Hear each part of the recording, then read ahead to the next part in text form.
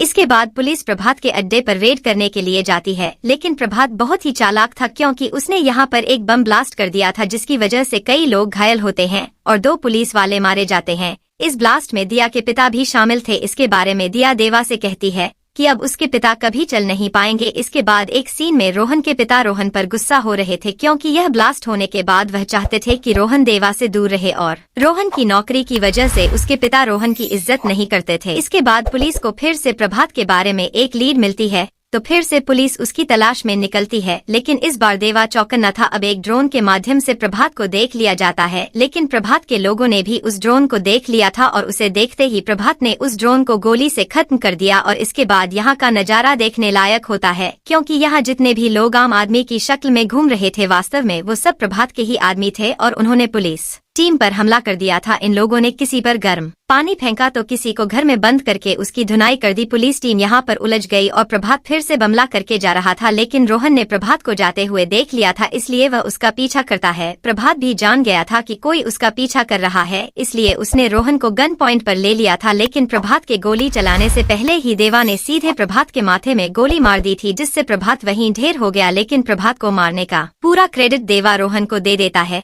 ताकि रोहन के पिता उसकी इज्जत करें, और फिर होता वही है क्योंकि अब रोहन के पिता खुश थे। इसके बाद रोहन अपनी गर्लफ्रेंड नेहा को भी शादी के लिए प्रपोज कर देता है, जिसमें वो दोनों राजी थे। लेकिन अब प्रभात को मारने पर जब रोहन को अवार्ड मिलना होता है तो उसी दौरान रोहन को गोली मार दी जाती है, जिससे रोहन मर जाता है। अब रोहन को गोली किसने मारी, प्रभात किसके लिए काम करता था, इन सब का जवाब ढूंढना अभी बाकी था। अब यह कहानी फिर से वर्तमान में आती है जहां फरहान देवा से कहता है कि यह केस तो तुमने सॉल्व कर लिया था कि रोहन को किसने मारा है, पर देवा की याददाश्त जा चुकी थी और देवा के एक्सीडेंट के दौरान उसका फोन भी डैमेज हो गया था, इसलिए फरहान ने देवा को दूसरा फोन दिया था और एक पेन ड्राइव भी जिसमें केस से रिलेटेड कुछ जरूरी इन्फॉर्मेशन थी। अब घर आकर देवा उस पेन ड्राइव की डिटेल चेक कर रहा था जिसमें रोहन का भी उस समय का वीडियो था जब उसे अवार्ड दिया जाना था, जहां पर देवा और बाकी सभी लोग भी थे। और उसी दौरान रोहन को कोई गोली मार देता है जिससे यहाँ भगदड़ मच जाती है, लेकिन कैमरे की मदद से देवा ने देख लिया था कि गोली किस बिल्डिंग से चलाई गई है